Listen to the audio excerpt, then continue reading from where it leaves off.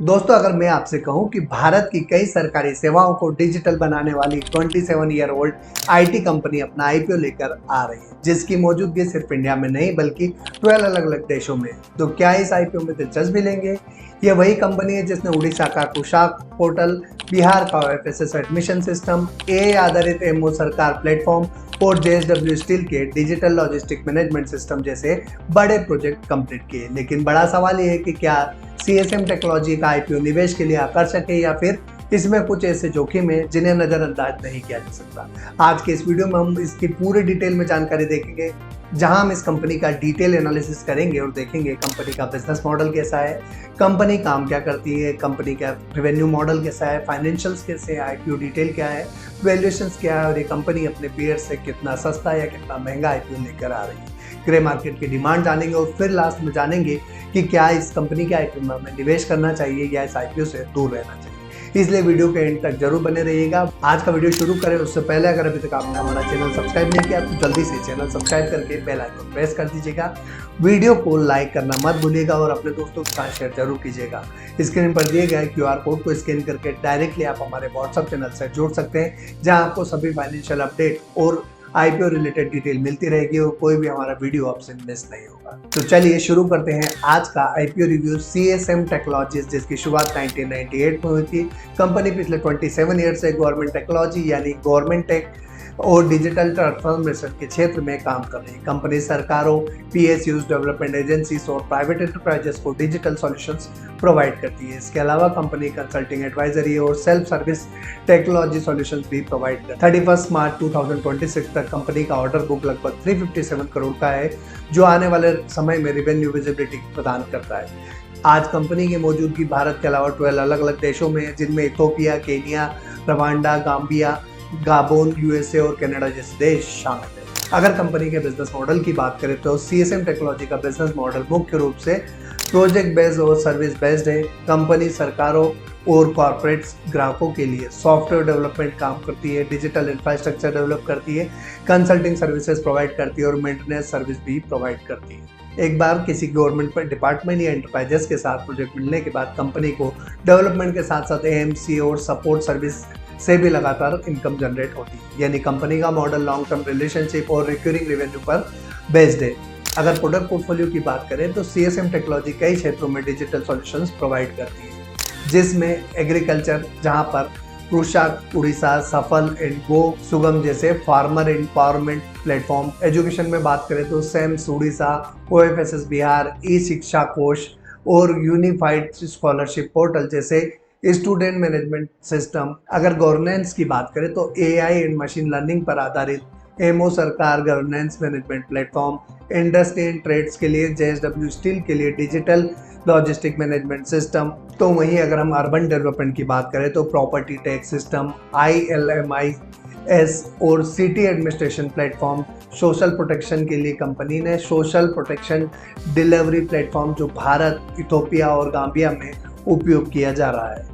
Investor facilitation में अगर बात करें तो गो स्विफ्ट और single window clearance system. Analytics and dashboard की बात करें तो real time monitoring platform, donor rate management, Rwanda and Mozambique के लिए ग्रांट ट्रैकिंग प्लेटफॉर्म डेवलप किए हैं। अगर क्लाइंट पोर्टफोलियो की बात करें तो कंपनी के मेन क्लाइंट्स में government department, public sector undertakings, development agencies और बड़े एंटरप्राइजेस शामिल।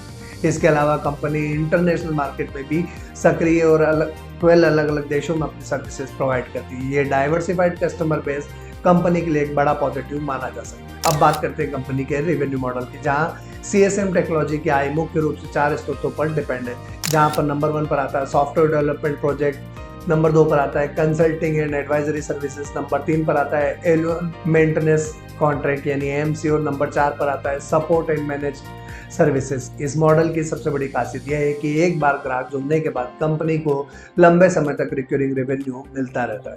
अगर इंडस्ट्री वाइज रेवेन्यू की बात करें तो कंपनी का बिजनेस काफी डाइवर्सिफाइड दिखाई देता है।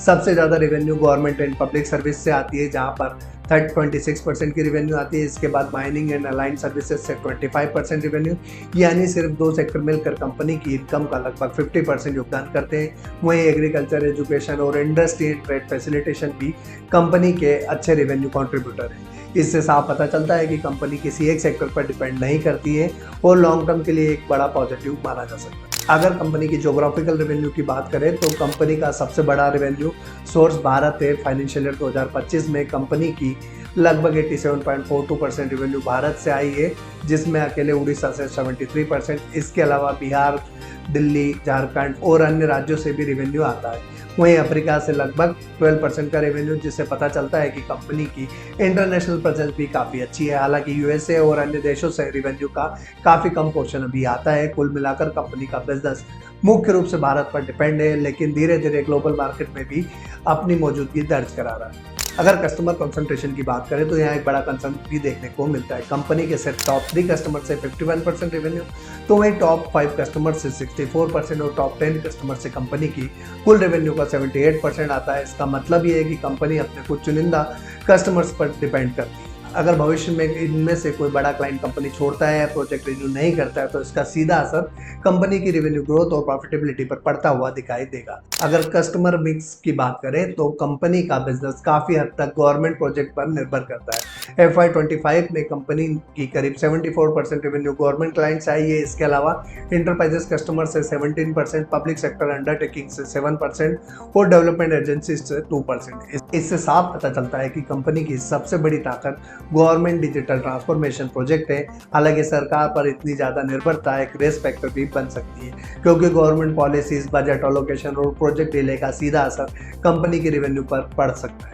अब बात करते हैं कंपनी की एम्प्लॉय स्ट्रेंथ की। 31 मार्च 2026 तक कंपनी के पास 1327 एम्प्लॉयज़ है। एक मजबूत और अनुभवी वर्कफोर्स कंपनी की एग्जीक्यूशन कैपेबिलिटी को बेहतर बनाता है और बड़े प्रोजेक्ट को समय पर पूर्ण करने में सहायता प्रदान करता है। अब बात करते हैं इस कंपनी की स्ट्रेंथ की, जहां पर 27 ईयर का एक्सपीरियंस, गवर्नमेंट टेक सेगमेंट में जाना पहचाना बड़ा नाम, भारत के अलावा 12 अलग देशों में उपस्थिति, 357 करोड़ से अधिक का ऑर्डर बुक, गवर्नमेंट और एंटरप्राइजेस क्लाइंट के साथ long term relationship, diversified product portfolio, recurring revenue model, ये सारी चीज़ें कंपनी के एक स्ट्रेंथ प्रोवाइड करते हैं। अब अगर हम इसकी वीकनेस की बात करें तो रेवेन्यू का बड़ा हिस्सा गवर्नमेंट प्रोजेक्ट पर निर्भर करता है।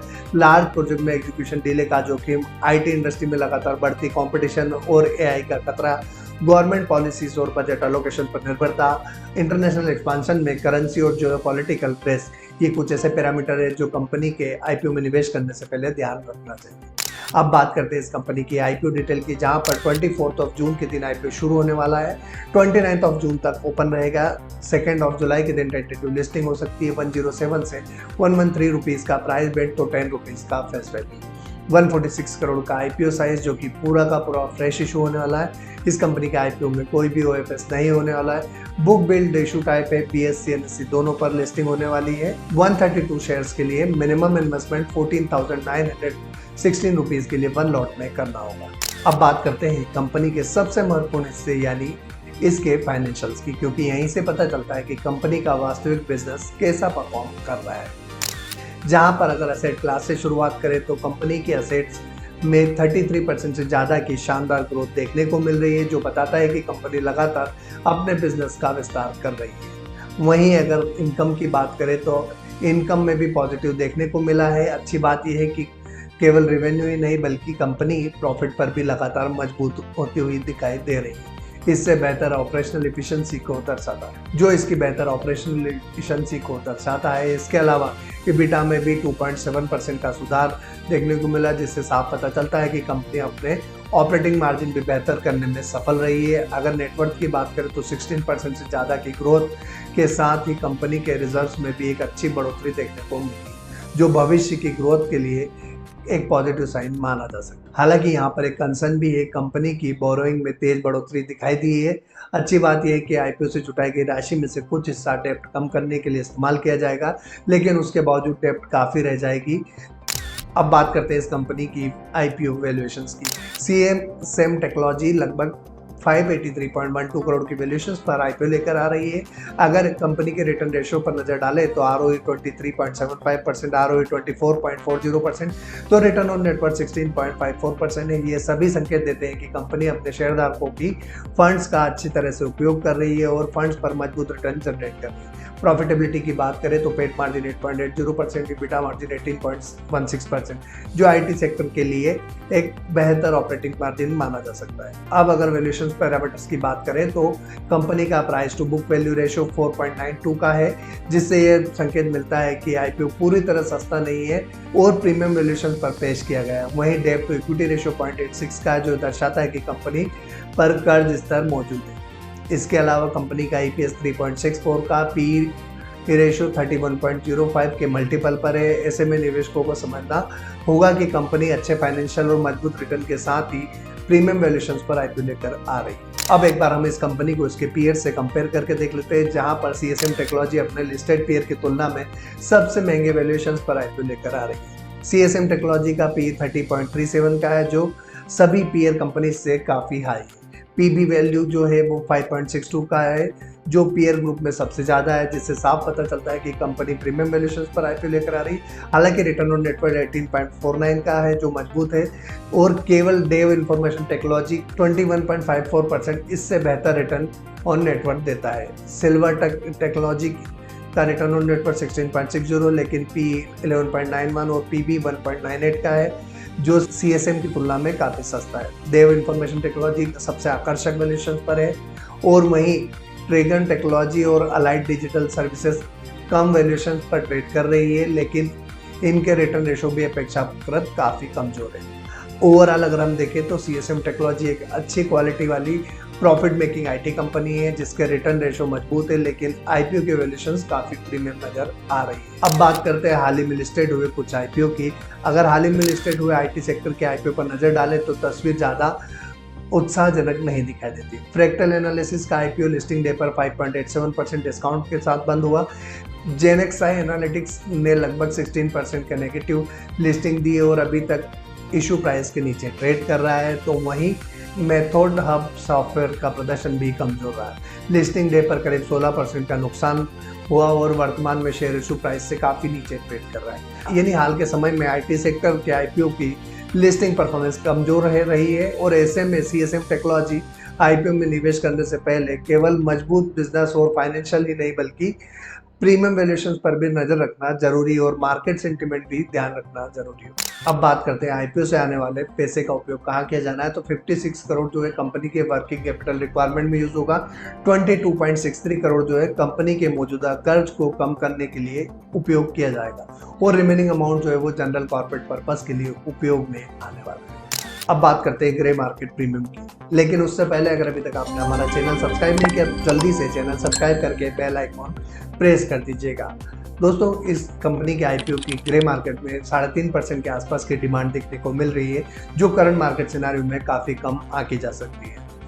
लेकिन दोस्तों याद रखिएगा कि जीएमपी के आधार पर कभी भी किसी आईपीओ में निवेश ना करें, क्योंकि जीएमपी कभी भी बढ़िया घट सकती है। इसलिए हमने कुछ पैरामीटर डिसाइड किए जिनकी सहायता से आज आप और मिलकर इस कंपनी का आईपीओ रिव्यू करने वाले हैं। जहां पर नंबर 1 पर आता है वैल्यूएशन। इस कंपनी के आईपीओ की वैल्यूएशन प्रीमियम साइड पर है।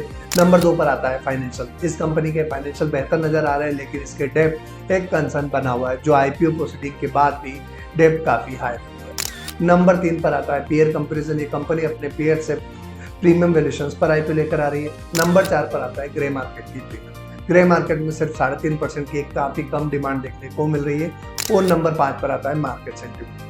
मार्केट फिलहाल आईटी सेक्टर की कंपनियों के लिए बेहतर दिखाई नहीं दे रहा है, और कुछ चुनिंदा कंपनीज को छोड़ दे तो बाकी सभी कंपनीज परफॉर्म नहीं कर पाती। तो ऐसे में इस कंपनी के आईपीओ से दूर रहना एक बेहतर विकल्प हो सकता है।